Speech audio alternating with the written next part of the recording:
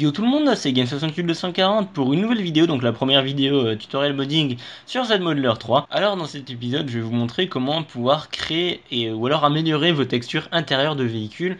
Ça marchera pour l'intérieur et pour le moteur ainsi que le coffre, enfin toutes les parties accessibles à l'intérieur mais pas pour l'extérieur, enfin du moins je vous déconseille de le faire pour l'extérieur. Alors j'ai ici deux véhicules qui sont identiques. Donc à l'exception que l'une est une voiture de police, l'autre une voiture civile, mais sinon ce sont deux Lamborghini Reventon que j'ai créé moi-même pour GTA 5 mode. Et donc je vais vous montrer un petit peu la différence entre les deux et ce que je vais du coup vous apprendre à faire aujourd'hui.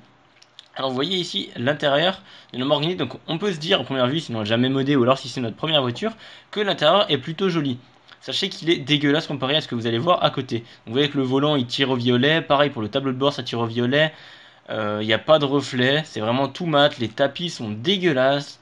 Le carbone bon, il passe, il y a des reflets parce que j'ai mis une texture extérieure à l'intérieur, mais sinon il n'y a que le carbone qui passe. Voir peut-être l'écran, même le compteur il est moche, avec même le compteur il est pixelisé. Les boutons ils sont moches, ils ne sont même pas allumés du tout. L'arrière pareil, les ceintures sont moches, le toit est moche, il y a tout qui est moche. Donc même si vous pensez que c'est joli, je vais vous montrer maintenant le moteur et le coffre et ensuite on va passer à l'autre voiture. Avec le moteur, le carbone ça passe évidemment parce qu'il est en texture extérieure. Par contre le moteur il est dégueulasse. Vous voyez quand on zoome, il y a peut-être beaucoup de détails mais les textures sont moches et les détails ne sont pas mis en valeur étant donné qu'il n'y a pas de reflet dessus. Et le capot pour finir, enfin le capot, le coffre. Le coffre donc c'est pareil, il est moche. Ah, donc les grilles, les grilles elles sont sur la texture extérieure donc il n'y a pas vraiment grand chose. Mais maintenant, je vais vous montrer l'inverse, donc un truc magnifique. Vous voyez que déjà, rien que avant qu'on rentre, vous voyez déjà l'autre, c'est plutôt moche, c'est tout mat. L'autre, on se met ici, on voit des reflets qui sont magnifiques.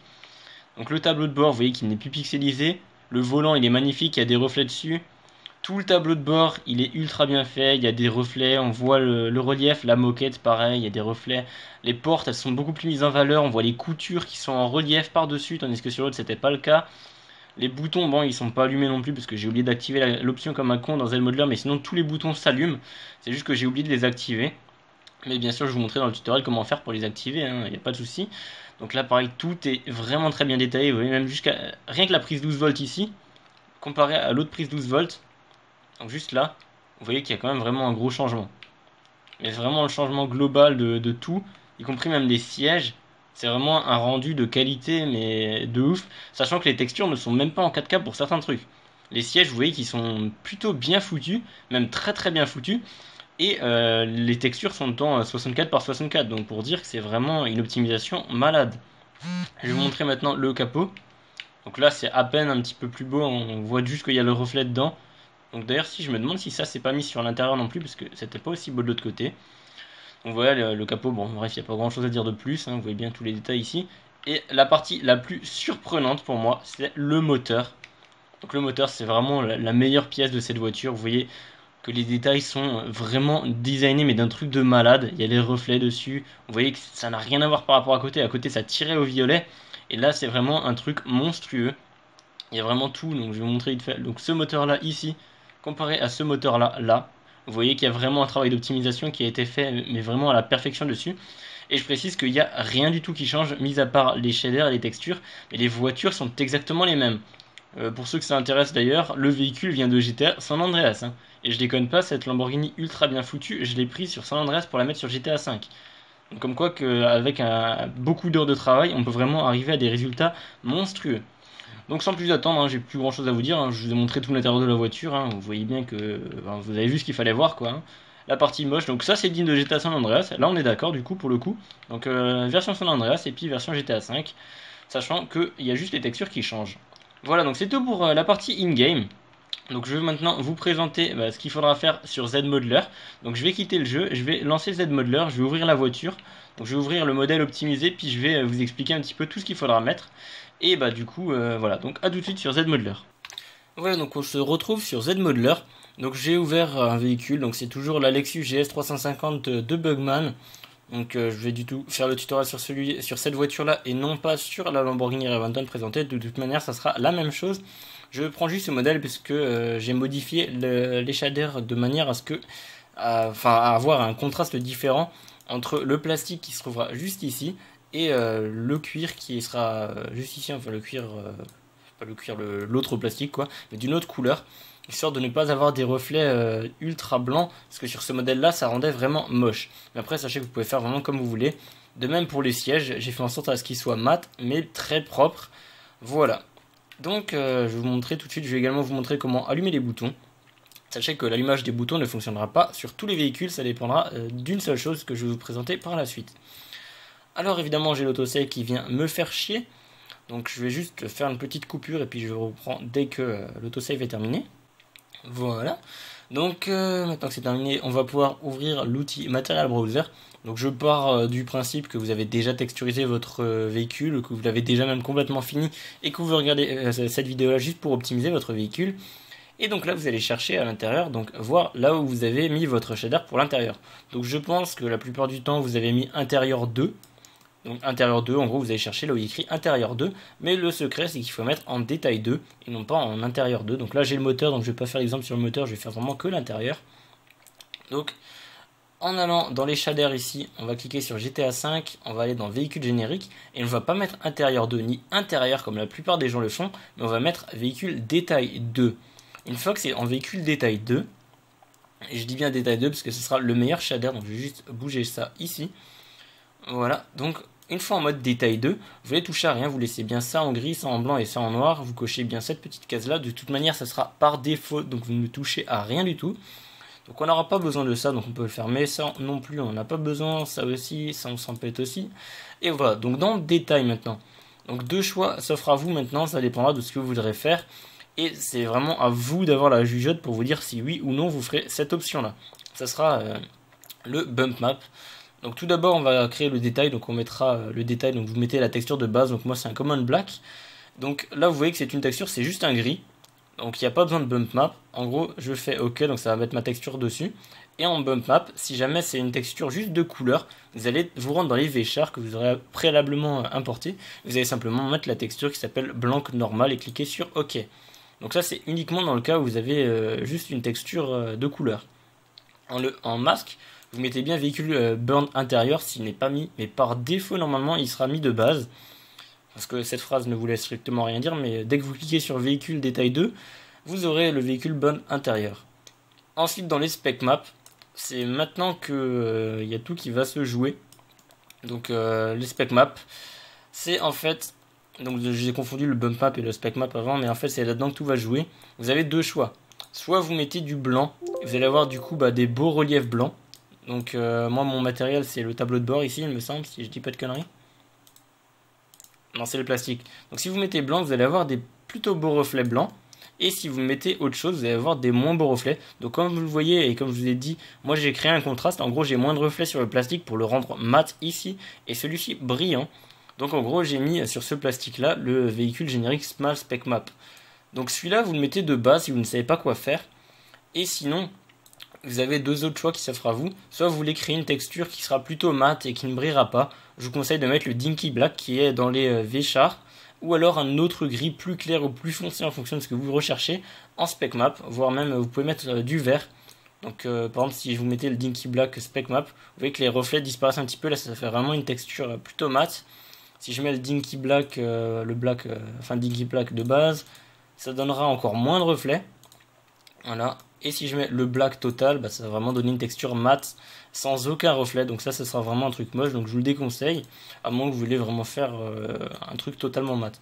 Donc ce que je vous conseille, c'est soit le Carbon Mesh Shader, soit le Dinky Black, soit Dinky Black le vert là, Dinky Black Spec, soit le Dinky Black de base. Et pour les reflets, le véhicule Small Spec Map. Voilà. Donc ça c'est pour faire une texture avec juste une couleur. Maintenant je vais vous montrer autre chose, une petite variante pour les boutons. Donc pas les boutons, d'abord je vais vous montrer comment les allumer. Et après je vais vous montrer pour faire la 3D sur les boutons. Donc pour les allumer, ça va dépendre d'une seule chose. C'est votre texture de l'intérieur. Donc moi lorsque je clique dessus, donc toujours que je bouge ça, je mets toujours derrière. Donc dans intérieur load, vous allez devoir vérifier sur votre photo si elle est bien en .png et que vous n'avez pas le contour.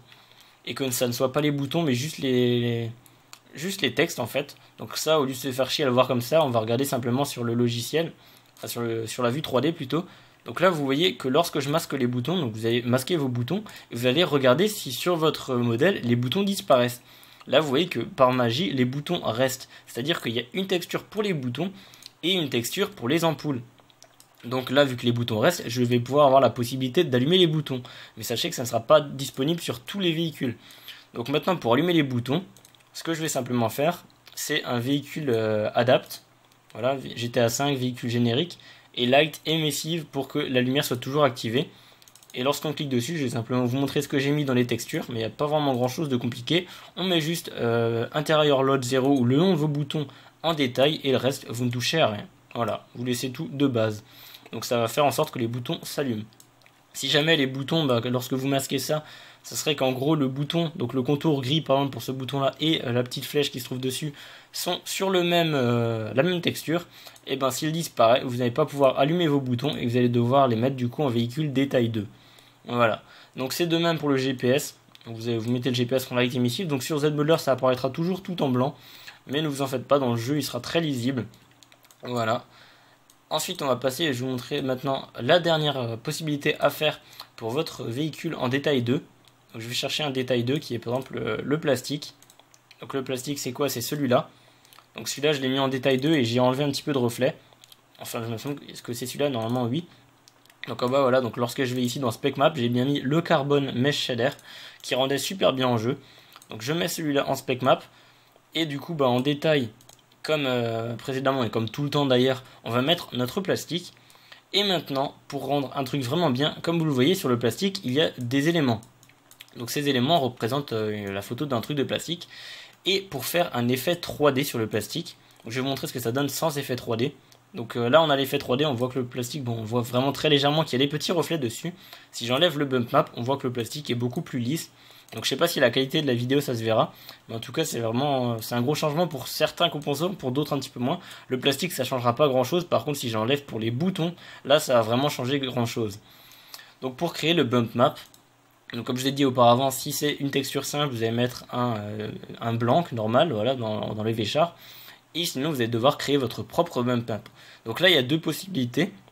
Soit celle en passant par Photoshop, soit pour les personnes n'ayant pas Photoshop, un site internet qui se trouvera en description qui va vous permettre de créer un spec map ainsi qu'un bump map. Donc vous allez importer simplement votre texture ou alors cliquer dessus. La texture va s'importer et vous avez votre normal map. Donc vous allez bien cliquer en laissant l'opacité à 100%, vous mettez PNG, vous faites download et ça vous la retéléchargera. Donc là on peut bien voir l'exemple du bump map.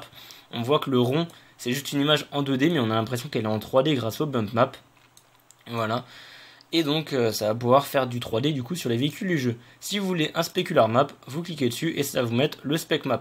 Le spec map, je vous recommande de ne pas le mettre partout. Si vous le mettez pour le plastique, vous allez avoir en jeu, donc voilà, donc ça je vais faire OK. En jeu, vous allez avoir plein de petits points blancs suivant ce que vous avez fait, si vous avez mal fait votre spec map ou alors si vous en avez mis à un endroit qu'il ne fallait pas. En gros, je vous conseille de mettre du coup le spec map, soit celui-là, soit le blanc normal, enfin pas le blanc normal, le small spec map. Si vous mettez un spec map qui a été fait par le site, ça va faire un truc soit dégueulasse, soit ça peut être pas mal. Et sinon vous allez pouvoir le créer par Photoshop. Donc moi je coupe juste la petite vidéo, enfin je fais juste une petite coupure et on se retrouve sur Photoshop pour vous expliquer comment on fait un spec map ainsi qu'un bump map. Donc à tout de suite. Voilà, donc sous Photoshop, j'ai importé simplement la texture de mon moteur. Alors pour le bump map, rien de plus simple, on va cliquer sur Filtre, NVIDIA Tool et Normal Map Filter. Donc là, pas de panique si vous ne l'avez pas, il faut le télécharger, c'est un plugin, donc je vous mettrai évidemment le lien en description dans l'espace lien plus bas dans la description. Vous allez cliquer dessus, vous avez bien coché 4 samples. Là, vous laissez cocher tout comme moi, vous faites une capture d'écran si vous voulez regarder, mais normalement ça se mettra comme ça par défaut. Il me semble pas que j'avais touché à quelque chose, et vous faites OK. Et là, vous allez vraiment avoir un bump map de qualité. Vous faites ensuite fichier save, vous l'enregistrez en .png, vous mettez le même nom que votre nom de texture de base, mais vous mettez après un tiret bas et un N juste après le nom, histoire d'avoir en gros dans les textures, par exemple pour le moteur, vous voyez que j'ai engine-n.png, histoire qu'elle soit toujours côte à côte. Vous allez faire ça pour toutes les textures. Donc en gros, voilà, ça fait que vous aurez votre texture comme ça. Ensuite, le bump map. Et pour le spec map, donc ça ressemble à ça. Donc c'est pour la diffusion de la lumière, le spec map. Donc pour en créer un, faites CTRL Z sur Photoshop. Vous faites image, réglage, teinte, saturation. Vous mettez en noir. Pourquoi je fais ça? Image, réglage et noir et blanc. Voilà. Vous mettez en noir et blanc, vous faites OK, vous ne touchez à rien dans les contrôles. Ensuite, vous allez cliquer sur niveau. Et là, vous allez voir où est-ce que la courbe est la plus élevée à peu près. Vous allez du coup rapprocher le point de gauche dessus et également celui ici pour avoir le truc le plus blanc. Donc là, vous voyez que la courbe elle est beaucoup plus élevée ici que ici. Donc on rapproche le truc blanc ici et on le bouge juste légèrement le noir ici pour voir un petit peu. Et en gros, le but principal va être de dire à peu près au logiciel où sont les contours. Donc là, on est plutôt bien. Donc la lumière sera plus répandue sur le blanc que sur le noir ici. Donc voilà, après c'est vraiment un peu aléatoire, je suis pas un expert des spec maps, mais je sais que si on le fait mal, la lumière sera un petit peu mal réfléchie, donc vous aurez des textures un peu dégueulasses. Donc je vous recommande de le faire plutôt manuellement, enfin pas manuellement, mais en mettant le spec map ou alors en utilisant le site internet qui sera en description. Voilà, donc c'est tout pour Photoshop, moi je vais le fermer, voilà. Donc bon, il plante, je sais pas ce que c'est. Voilà, donc là on a fini pour ce qui était des détails ici. Et maintenant, encore pareil, donc juste pour les sièges, donc c'est pareil, vous pouvez mettre le carbone, le mesh shader à l'intérieur, voilà, et ça va vous donner un siège un peu mat et en même temps joli avec des reflets, de ce que vous essayez. Après, ça dépendra vraiment de tous les véhicules, de votre texture de base, mais le mieux sera toujours de faire votre texture, de l'essayer en jeu, ensuite de corriger sur ZModeler les éventuelles erreurs que vous rencontrez. Et pour terminer, si vous voulez ajouter par exemple un contraste, vous pouvez, mais vraiment sur certains éléments seulement. Par exemple, donc là je n'ai pas comme exemple sur cette voiture, mais admettons que vous ayez par exemple des bandes de couture. Là vous pourrez les mettre en véhicule intérieur 2. Donc vous avez par exemple, imaginons que les plastiques là, ça soit des bandes de couture. Vous allez cliquer dessus, faire GTA 5, véhicule générique et mettre en intérieur 2. Ou alors en intérieur, si vous voulez mettre par exemple un bump map dessus, si vous mettez intérieur de base, vous avez un bump map et intérieur 2, vous n'avez pas de bump map. Je vous recommande du coup l'intérieur 2 pour créer une texture 3D. Voilà. Donc la texture 3D d'ailleurs on peut la retrouver par exemple sur le airbag. On voit que le airbag est plutôt en 3D, on dirait que c'est gravé. Alors que si on se met comme ça, on voit que c'est juste une texture en 2D. Donc vous voyez bien l'importance des bump maps. Voilà, donc c'est tout pour cette vidéo. J'ai dit à peu près tout ce qui était disponible sur l'intérieur, donc voilà, il n'y a que deux shaders possibles, c'est soit intérieur 2, soit détail 2, ou alors si vous voulez faire des trucs lumineux, comme le GPS, ou alors vos boutons. Vous mettez tout ça en véhicule light emissive. Voilà, donc après vous pouvez également mélanger quelques petits trucs, simplement pour mettre des éléments en chrome, comme les poignées, je les ai mis en chrome. Vous allez simplement mettre un shader en véhicule mesh. Donc je vais pas le faire parce que j'ai pas envie de tout bousiller sur ma texture. Vous faites simplement un générique et GTA, enfin véhicule mesh. Voilà, et vous mettez dans votre véhicule mesh. Vous laissez tout de base et il y a juste dans détail, vous mettez du black, mais vraiment du vrai noir.